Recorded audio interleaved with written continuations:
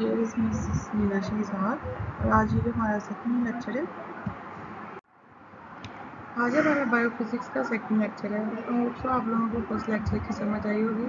उसमें हम लोगों ने आपको सारा एक्सप्लेन किया था व्हाट इज़ थर्मोडायनामिक्स, बायोफिज़िक्स क्या है, उसकी कुछ डिसिप्लिन्स ब्रांचेस बताई गई थी। इसके अलावा थर्मोडायनामिक्स के हम लोगों ने आपको लास्ट का बताया था। आज हम यहाँ से स्टार्ट करते हैं components of experimental group in thermodynamics. Experimental जो ग्रुप है उसके कुछ कंपोनेंट्स हैं थर्मोडायनामिक्स में। इसके एग्जांपल आप इस तरह ले सकते हैं कि एक लेबॉर्ट्री है जिसमें आप एक्सपेरिमेंट्स कर रहे हैं, कोई भी आपकी लैब होगी। तो जो आपका लैब है उसमें जो आप सारा कुछ कर रहे हैं वो आपका क्या है, वो है सिस्टम। सिस्टम के इर्द गिर्द जो बाहर का आप कह रहे माहौल है उसको आप कहेंगे सराउंडिंग, और जो उन दोनों को सेपरेट कर रही है कोई भी आपकी बाउंड्री होगी उसको हम बाउंड्री कह रहे हैं, कोई लाइन होगी इमेजिनरी या फिर आपकी जो बिल्डिंग बनी हुई है, that is the components of experimental group in thermodynamics. जो फर्स्ट ऑफ ऑल है सिस्टम। इसकी ये है एक quantity of matter or a region in space chosen for study. कोई भी स्पेस मैटर या रीजन जो कि हम स्टडी के लिए चूज़ करते हैं उसको हम लोग क्या कहते हैं, सिस्टम।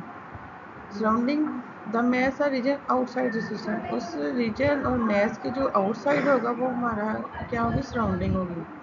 बाउंड्री क्या है, बाउंड्री जो रियल लाइन या इमेजरी लाइन कोई भी होगी जो कि सेपरेट कर रही है सिस्टम और सराउंडिंग को, that is the boundary.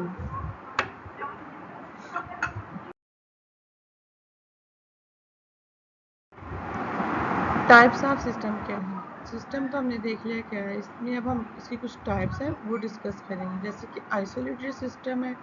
Isolated system क्या है, आइसोलेटेड से आपको भी समझ आ रही होगी कि आइसोलेटेड बिल्कुल सेपरेट है।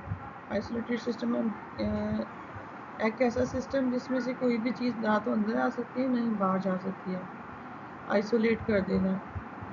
Neither mass nor energy can cross the selected boundary, इसमें क्या होगा कि ना तो मैस और ना ही एनर्जी सिलेक्टेड बाउंड्री से बाहर जा सकती है। इसके हम एग्जांपल देखते हैं। Coffee in a closed well insulated thermos bottle, जब भी किसी भी इंसुलेटेड थर्मस बॉटल में कोई भी चीज़ डालते हैं, हमने कॉफ़ी की एग्जांपल लिया जिसमें से ना तो एनर्जी बाहर आ रही है ना ही मैस, ये क्या है, आइसोलेटेड सिस्टम। आपने जब प्रैक्टिकल देखेंगे या फिर आपने क्लिनिकल साइड पे देखना, आप देखेंगे कि कोई भी इन्फेक्शियस पेशेंट्स होते हैं जो कि इम्यून सिस्टम उनका वीक होते हैं, हम लोग आइसोलेट कर देते हैं। तो ये भी एक एग्जांपल है। क्यों, क्योंकि ताकि जो उनका इन्फेक्शन है वो दूसरे लोगों को इन्फेक्ट ना करे, दूसरे जो पेशेंट्स हैं वो इन्फेक्टेड ना हो। एक ये भी एग्जांपल आप ऐड कर सकते हैं आइसोलेटेड सिस्टम में। अब आ जाता है क्लोज सिस्टम। क्लोज सिस्टम क्या है, only energy can cross the selected boundary. Close system में जो है ना, ये एनर्जी क्रॉस कर सकती है, ये आइसोलेटेड सिस्टम से सेपरेट है, इन दोनों को मिक्स नहीं करना। इसकी एग्जांपल है sealed part of boiling water.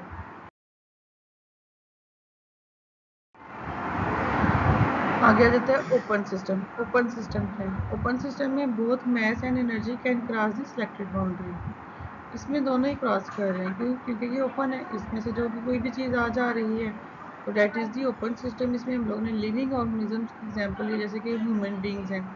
Human beings का क्या है, एनर्जी भी क्रॉस हो रही है, हमारा मैस भी, सारा कुछ सिलेक्टेड बाउंड्री के क्रॉस हो रहा है। होमोजीनियस सिस्टम एक ऐसा सिस्टम है in which consist of single phase, जिसमें सिर्फ सिंगल फेज होगी, कोई भी दो चीज़ें नहीं होगी, टू फेजेस नहीं होंगी। अगर हम सिंगल फेज की बात करेंगे तो हमारा क्या आ जाएगा, वो हमारा होगा homogeneous system. For example mixture of air, इसमें जस्ट हमने एयर लिया एंड वाटर वेपर्स, ये क्या है, हमारे होमोजीनियस सिस्टम की एग्जांपल हैं। इसके बाद आ जाता है हेट्रोजीनियस सिस्टम। ये हेट्रोजीनियस सिस्टम क्या है, हमने होमोजीनियस सिस्टम देखा कि वो क्या थी, सिंगल फेज थी, लेकिन हेट्रो से आपको हेट्रो के वर्ड से समझ आ जानी चाहिए कि इसमें सिंगल नहीं है, इसमें टू और मोर फेजेस होंगी। जब टू और मोर फेजेस आ जाएंगे तो that is the heterogeneous. A system which consists of two or more phases is called heterogeneous system. इसमें हमने एग्जांपल लिया वाटर प्लस ऑयल। जब सिंपल वाटर था उसमें इसके वेपर्स बन रहे थे तो वो क्या था, होमोजेनियस। लेकिन क्यों, क्योंकि अब इसमें टू फेजेस आ गए, एक इसकी फेज वाटर है, दूसरी क्या है, ऑयल। तो इसको हम लोग क्या कह रहे हैं, heterogeneous system, water plus oil.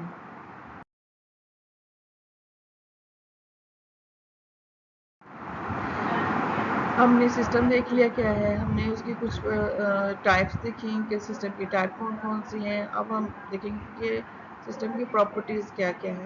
ये सारा कुछ हमारा थर्मोडायनामिक्स से रिलेटेड है। इसके जो MCQs हैं उसमें आपको बड़ी हेल्प मिलेगी। इसके जो शॉर्ट क्वेश्चन है इस टॉपिक से रिलेटेड है आपके। अब आपने देखना कि प्रॉपर्टीज़ क्या हैं सिस्टम की। सबसे पहले हम डिस्कस करेंगे इंटेंसिव प्रॉपर्टी को ना। इंटेंसिव प्रॉपर्टी क्या है सिस्टम की। Intensive property is a physical property. जो इंटेंसिव प्रॉपर्टीज को क्या कहते हैं, फिजिकल प्रॉपर्टी एक सिस्टम की। Does not depend on a system size, जो कि सिस्टम के साइज पे डिपेंड नहीं करती। Or the amount of material, उसकी जो अमाउंट ऑफ मटेरियल है या फिर उसका जो साइज है उस पर जो डिपेंड नहीं कर रही। That is the intensive property of a system. इसकी एग्जांपल्स है temperature, pressure and density. Second one है extensive property. Extensive property and extensive property is a property of a system that depends upon the amount of matter in a sample. Intensive property में हमने देखा कि वो depend नहीं कर रही system या साइज पे, जबकि जो एक्सटेंसिव प्रॉपर्टी है वो डिपेंड कर रही है किस पे, अमाउंट ऑफ मैटर पे। उसके सैंपल की कितनी अमाउंट है वो उस चीज़ पे डिपेंड कर रही है। ये है इसकी एक्सटेंसिव प्रॉपर्टी। इसमें एग्जांपल्स है मैस, वॉल्यूम। इसके बाद है कुछ स्पेसिफिक प्रॉपर्टीज़ हैं। स्पेसिफिक प्रॉपर्टीज़ क्या हैं, the ratio of any extensive property of a system to that of the mass of the system. ये एक रेशियो है किस चीज़ की, जो एक्सटेंसिव प्रॉपर्टी सिस्टम की है उसी to that of the mass of the system, उसी सिस्टम के मास से जो इन दोनों की रेशियो है उसको हम लोग क्या कहते हैं, is called an every specific value of that property and also known as, इसको इंटेंसिव प्रॉपर्टी भी कह रहे हैं हम।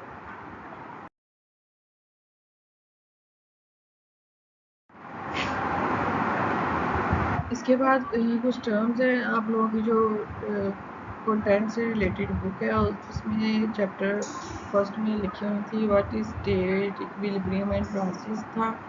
इसको भी हमने थोड़ा सा टच दिया है कि स्टेट क्या है, इक्विलिब्रियम क्या है, प्रोसेस क्या है।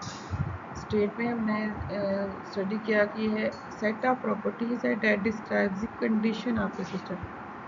किसी भी सिस्टम की जो कंडीशन को डिस्क्राइब करती हैं वो उसकी क्या होती है, वो स्टेट होती है। जैसा कि मैस है जिसको आप M से डिनोट करते हैं, टेम्परेचर है T and volume V। Equilibrium, thermodynamic equilibrium. Equilibrium से आपको थोड़ा बहुत समझ आ रहा होगा कि मेंटेनेंस होती है किसी भी चीज़ को इक्वल रखना, उसकी दोनों स्टेट्स को इक्वल रखना, उसकी फेजेस क्या हैं। That is the equilibrium system that maintains thermal, mechanical phase and chemical phase equilibrium. जब सिस्टम अपनी आपकी मैकेनिकल फेज और केमिकल स्टेट को एक इक्वल लेकर चल रहा है, मेंटेन कर रहा है उसकी थर्मल को, उसकी मैकेनिक्स को, इसमें जो केमिकल्स हैं सारा कुछ, तो सिस्टम खुद को क्या कर रहा है, मेंटेन कर रहा है, एक इक्विलिब्रियम में रख रहा है। That is the thermodynamic equilibrium. इसके बाद आ जाता है प्रोसेस। प्रोसेस क्या है, प्रोसेस जो है change from one equilibrium state to another. कोई भी चीज़ जब एक फेज से दूसरी फेज में जा रही होती है तो हम कहते हैं ये प्रोसेस हो रहा है। That is the process. Process next कितनी टाइप्स की हैं, इसकी कुछ सब टाइप्स हैं, जैसे कि आइसोबैरिक प्रोसेस है। आइसोबैरिक प्रोसेस हम देखते हैं कि इसमें क्या है, process during which pressure remains constant. अब एक ऐसा प्रोसेस जो कि हो रहा है उसमें जितनी भी चेंजेस हैं वो एक फेज से दूसरी फेज में कन्वर्ट हो रहे हैं, लेकिन उसमें क्या हो रहा है, उसमें जो प्रेशर है ना वो उसका कांस्टेंट है, प्रेशर नहीं चेंज हो रहा, प्रेशर हमने एक जैसा रखा हुआ है, सारा प्रोसेस चल रहा है लेकिन प्रेशर उसका कांस्टेंट, उसे हम कहेंगे आइसोबैरिक प्रोसेस।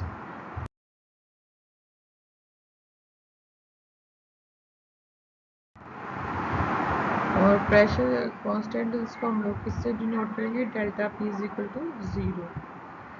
इसी तरह नेक्स्ट इसकी एक टाइप है आइसोकोरिक प्रोसेस। आइसोकोरिक प्रोसेस क्या है, a process during which the specific volume remains constant. अगर वॉल्यूम कांस्टेंट रह रहा है तो इसको हम लोग क्या कह रहे हैं, आइसोकोरिक। आइसोथर्मल प्रोसेस है, a process during which the temperature T remains constant है। अगर टेम्परेचर कांस्टेंट रह रहा है तो हम उसे आइसोथर्मल कह रहे हैं। इसमें 3 तरह के क्वांटिटीज़ आई हैं, प्रेशर आया है, वॉल्यूम है और टेम्परेचर है। अगर प्रेशर है तो वो आइसोकोरिक है, कांस्टेंट है। तो अगर वॉल्यूम कांस्टेंट है तो उसे हम लोग आइसोकोरिक कह रहे हैं। इसी तरह अगर टेम्परेचर है तो उसे हम लोग आइसोथर्मल कह रहे हैं।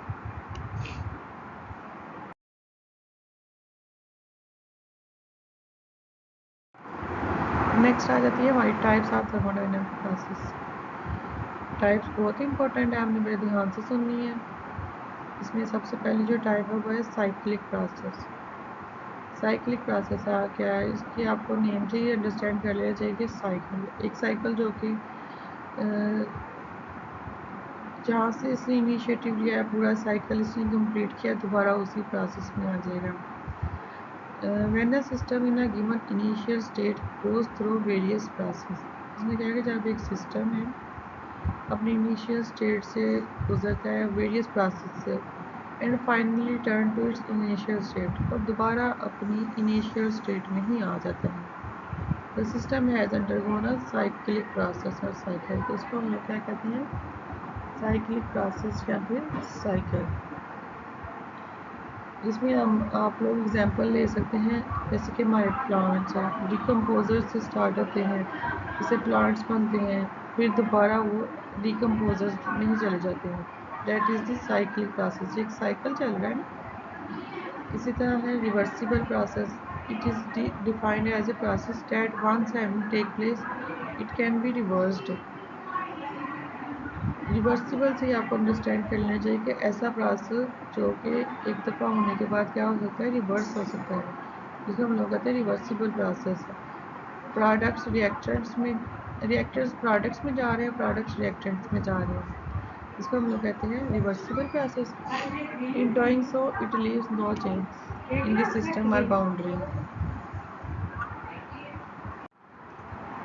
जब ये रिवर्सिबल प्रोसेस हो रहा था तो इसमें क्या होता है कि कोई चेंज नहीं छोड़ता सिस्टम या बाउंड्री में, जहाँ से ये स्टार्ट हुआ था वहीं पे ख़त्म हो जाता है। जैसे कि हम H2 और O को लेकर इन दोनों को कॉम्बिनेशन से हम क्या वाटर बनाते हैं, जब हम उनको सेपरेट करते हैं तो दोबारा ये हाइड्रोजन और ऑक्सीजन में सेपरेट हो जाता है। ये क्या होगा, हमारा रिवर्सिबल प्रोसेस होगा। ये रिवर्सिबल प्रोसेस है, a process that can not return both system and surrounding to the original conditions. एक ऐसा प्रोसेस जो कि अपनी ओरिजिनल कंडीशन में नहीं आ सकता, उसको हम लोग क्या कहते हैं, इरिवर्सिबल प्रोसेस। इसके बाद आ जाता है adiabatic process, a process that has no heat transfer into और आउट ऑफ सिस्टम। एक ऐसा प्रोसेस जिसके अंदर क्या होगा कि हीट का ट्रांसफ़र नहीं होगा इनटू और out of system. It can be considered to be perfectly insulated. ये क्या होगा, परफेक्टली इंसुलेटेड है, उसको हम लोग क्या कहते हैं, एडियाबैटिक प्रोसेस। आइसेंट्रोपिक प्रोसेस है, ऐसा process where the entropy of the fluid remains constant. अगर फ्लूइड की एंट्रोपी जो रैंडमनेस है वो कांस्टेंट रहती है तो उसे हम लोग क्या कहते हैं, आइसेंट्रोपिक प्रोसेस। इसके बाद आ जाता है polytropic process, when a gas undergoes a reversible process in which there is a heat transfer is represented with straight line, that is the polytropic process. And last one is throttling process. Throttling process क्या है, a process in which there is no change in enthalpy, no work is done and the process is adiabatic। इसको adiabatic भी कह सकते हैं, इसको throttling process भी कह सकते हैं।